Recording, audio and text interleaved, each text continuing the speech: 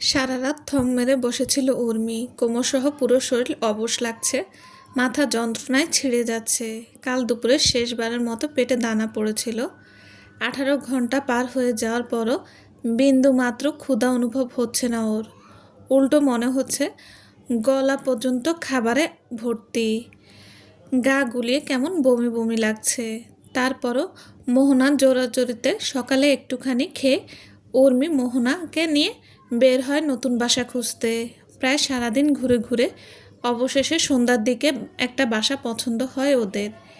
এক রুমের একটা ছোট্ট ফ্ল্যাট, একটা বেডরুম সাথে attach bathroom, kitchen, dining space আর একটা ব্যালকনি। উর্মির বেশ পছন্দ হয়েছে এই ছোটোখাটো ছিমছাম ফ্ল্যাটটা। আগামীকাল এই ফ্ল্যাটে ওর একার সংসার শুরু হবে। আজকের রাতটা মোহনাদের বাড়িতেই থাকবে। 3 মাসের ভাড়া অ্যাডভান্স পেমেন্ট করে বের হলো ওরা টুকটাক কেনাকাটা করার উদ্দেশ্যে। আজ প্রয়োজনীয় ছোটোখাটো জিনিসপত্র কিনবে, বাকি সব কালকে কিনবে। উর্মির কলেজ থেকে যদিও বেশ খানিকটা দূরে হয়ে যাচ্ছে এই ফ্ল্যাটটা, তবে এক দেখায় পছন্দ হয়ে যাওয়ায় আর সাবলেটের ঝামেলা না থাকায় উর্মি এটাই ফাইনাল করে। টাকা নিয়ে খুব একটা সমস্যা নেই, একেবারে ছোট থেকেই টাকা জমানোর প্রতি ঝোঁক ছিল ওর। সেই জন্য বেশিরভাগ সময় গিফটের টাকা থেকে শুরু করে নিত্য প্রয়োজনীয় পণ্যের টাকাও জমিয়ে রাখত। এভাবে টাকা জমাতে জমাতে বিয়ের আগেই 2,13,621 টাকা জমিয়েছিল।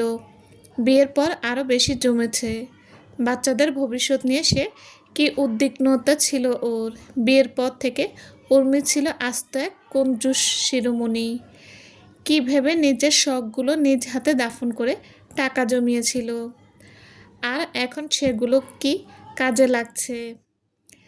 তাছাড়া রনি আর ওর বিয়ের কাবিনে 7 লক্ষ টাকা কয়েক মাসের মধ্যেই হাতে পেয়ে যাবে ও। কাবিনের 1 টাকাও ছাড় দেবে না উর্মি, কড়ায় গণ্ডায় আদায় করে নেবে প্রতিটি পয়সা। বিয়ের পর থেকে নিজের সর্বোচ্চটা দিয়ে ওই সংসারে, তার বিনিময়ে পেয়েছে ভয়ঙ্কর ধোঁকা আর প্রতারণা। তাহলে ওর নিজের হক কেন ছাড়বে? উর্মির বাবা মা ওকে একের পর এক ফোন দিয়ে যাচ্ছেন, কিন্তু আজ একেবারেও কল রিসিভ করেনি ও। সত্যি বলতে উর্মির মাঝে এখন ওনাদের দেওয়া বুঝ শোনার ধৈর্য অবশিষ্ট নেই। মায়ের বুঝ যদি নেওয়ার হতো তবে ও কাল ডিভোর্স দিত না। যে ভয়ঙ্কর ধোঁকা ওর প্রাক্তন স্বামী দিয়েছে, তার জন্য মরার পরেও উর্মি ওই লোককে ক্ষমা করতে পারবে কিনা ঠিক নেই। সেখানে এই জীবনে ওই সংসারের শিকল সহ বেঁচে থাকা তো দূরের কথা, এক মুহূর্তের জন্য শ্বাস নেওয়াও সম্ভব না ওর পক্ষে। ঠিক এজন্যই উর্মি একবারও যায়নি ওর বাবার বাড়িতে, আর না কারোর কল রিসিভ করেছে। 1 কাপ আদা চা নিয়ে ব্যালকনিতে জুবুথুবু হয়ে বসে আছে উর্মি।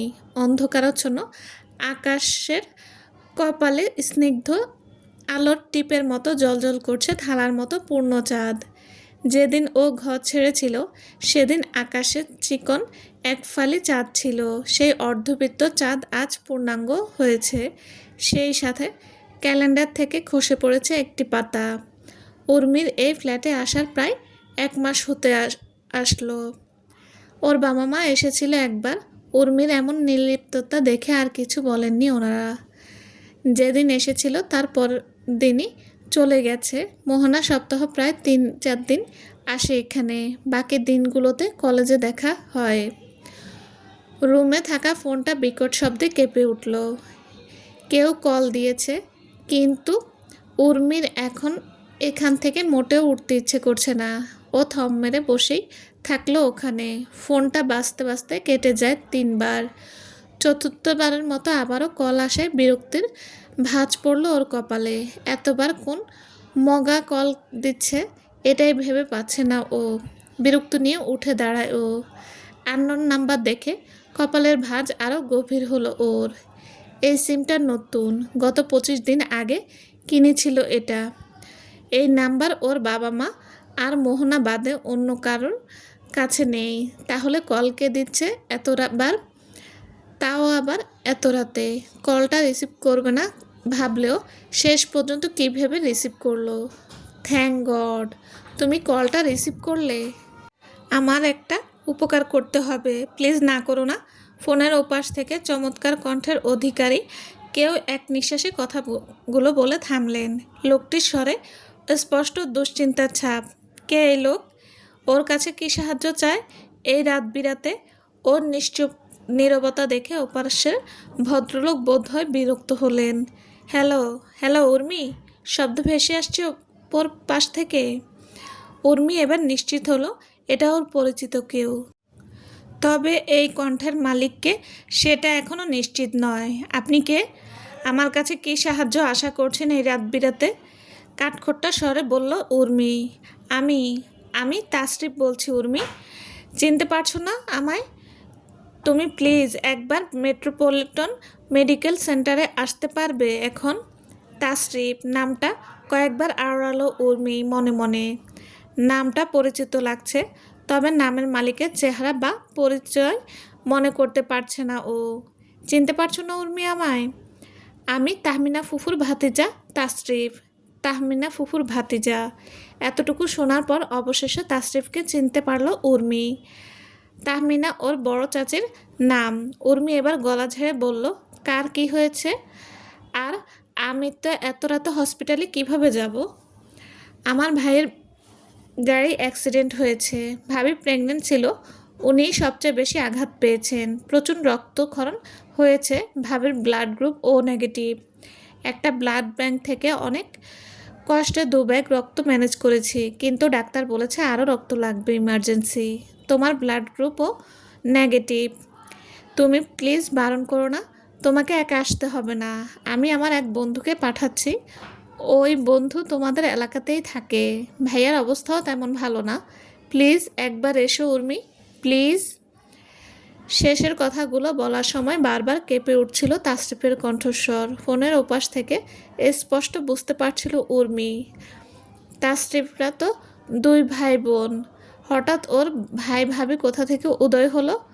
উর্মি নিজের এসব চিন্তাভাবনা লাগাম টেনে বলল, আমি রেডি হচ্ছি, আপনার বন্ধুকে আসতে বলুন। ফোনের ওপাশ থেকে একটা চাপা দীর্ঘশ্বাসের শব্দ কানে আসলো উর্মির। মাথার ওপর পাহাড় সমান বোঝা থেকে ক্ষণিকের জন্য স্বস্তি পেলে মানুষ যেমন শান্তির নিঃশ্বাস ফেলে, ঠিক তেমন। রাত 1:15। মেট্রোপলিটন মেডিকেল সেন্টারের ওটির সামনে 7-8 জন মানুষ অধীর আগ্রহে অপেক্ষা করছে। ওটির দরজার ওপর থাকা লাল আলোটা নিভে যাওয়ায় আর কেউ পায়চারি করছে, কেউ চেয়ারে বসে তসবিহ গুনছে, কেউ বা আবার নিবৃত্তে ফুঁপিয়ে কাঁদছে। সবার থেকে কিছুটা দূরে কোনার একটা চেয়ারে বসে আছে উর্মি। ও এখানে এসেছে ঘন্টা 2 আগে। সাধারণত ডাক্তাররা কারো থেকে 1 বা 2 ব্যাগ রক্ত নেন না, তবে এখন ইমার্জেন্সি হওয়ায় উর্মির অনুরোধে 2 ব্যাগ রক্ত নিয়েছে ওর শরীর থেকে। রক্ত দিয়ে বের হওয়ার পর থেকেই ওর চারপাশ ঘুরছে মনে হচ্ছে। শরীরটা প্রচণ্ড দুর্বল লাগছে। 1 পা ফেললেও মনে হচ্ছে এখনই ধপ করে মেঝেতে লুটিয়ে পড়বে। আধো আধো চোখে খুব সাবধানে ওই রুমের থেকে বের হয়ে আসার পর এখানে ঘাটি গেড়ে সে যে বসেছে, এখনও ওঠেনি। বেশ খানিকক্ষণ সময় অতিবাহিত হওয়ার ইতিমধ্যেই, আর ও ঘন্টা খানেক তো হবেই। উর্মির মাথা ঘোরা কিছুটা কম হয়েছে। চোখ মেললে সব কিছু স্পষ্ট দেখতে পাচ্ছে এখন, তবে প্রচণ্ড পানি পিপাসা লেগেছে ওর। মনে হচ্ছে পানি না খেলে এই মুহূর্তে মারা যাবে ও। রক্ত দিয়ে বের হবার পর একটা ডাবের পানি আর ওরসালাইন খেয়েছিল ও। তাসরিফ এত ঝামেলার মধ্যে এগুলোর কোথা থেকে জোগাড় করেছিল তা জানে না ও, তবে এগুলো খাওয়ার পর এখন শরীরটা হালকা লাগছে অনেকটাই। কিন্তু এই পরিস্থিতিতে পানির কথা কাকে বলবে বুঝতে পারছে না। তাসরিফ থাকলে অবশ্য ওকে বলা যেত, কিন্তু সে তো বাইরে গেছে কিছু মেডিসিন নিয়ে আসতে। এখন আসবে তারও ঠিক নেই। উর্মি নিজের উঠে দাঁড়ালো। হসপিটালে নিশ্চয়ই ক্যান্টিন থাকবে, যদিও এত রাতে খোলা আছে কিনা তা নিশ্চিত নয় ও। তাও দেখা যাক, যদি পেয়ে যায়। উর্মি হসপিটালের লম্বা করিডোর দিয়ে সামনে এগিয়ে যায়। মিনিট 5 হাঁটার পর একটা ক্যান্টিন দেখতে পায় ও। সৌভাগ্যবশত ক্যান্টিন খোলাই আছে। উর্মি দ্রুত পায়ে সামনের দিকে এগিয়ে যায়। হাতে থাকা ছোট্ট পার্সটা খুলে দেখলো টাকা নিয়েছে কিনা। একটা 100 টাকার নোট দেখে টাকাটা বের করে হাতে নেয় ও। হঠাৎ জানালা দিয়ে পাশের রুমে চোখ পড়ল উর্মির। কেউ একজন নামাজে দাঁড়িয়েছে। কিয়ামের ভঙ্গিতে দাঁড়িয়ে থাকা লোকটির মুখমণ্ডল মাত্রাতিরিক্ত গম্ভীর। দু চোখ বেয়ে অঝোর ধারায় বর্ষণ নেমেছে। হাসপাতালে থাকা আপনজনের জন্য মাঝরাতে এমন আবেগঘন প্রার্থনা তা বুঝতে বাকি নেই উর্মির। কিয়াম থেকে রুকুতে থাকা পর্যন্ত লোকটি নিজেকে সংবরণ করলেও সেজদায় যাওয়ার পর তিনি হয়তো নিজের উপর নিয়ন্ত্রণ হারালেন। জোরে ফুঁপিয়ে কেঁদে উঠলেন। কি করুন সেই কান্না! উর্মির নিজের অক্ষযুগলও ভিজে উঠল। সে সামান্য দূরত্বে থাকা ক্যান্টিন পর্যন্ত পৌঁছাতে পারল না। ওর পা যেন শিকড় গেড়ে বসেছে হাসপাতালের এই কংক্রিটের মেঝেতে। চলবে। আসসালামু আলাইকুম। গল্পটা কেমন লেগেছে প্লিজ জানাবেন। আর এতক্ষণ সাথে থাকার জন্য ধন্যবাদ। ভালো থাকবেন সবাই। আর একটা করে লাইক কমেন্ট করে যাবেন প্লিজ। ভালো থাকবেন। আল্লাহ হাফেজ।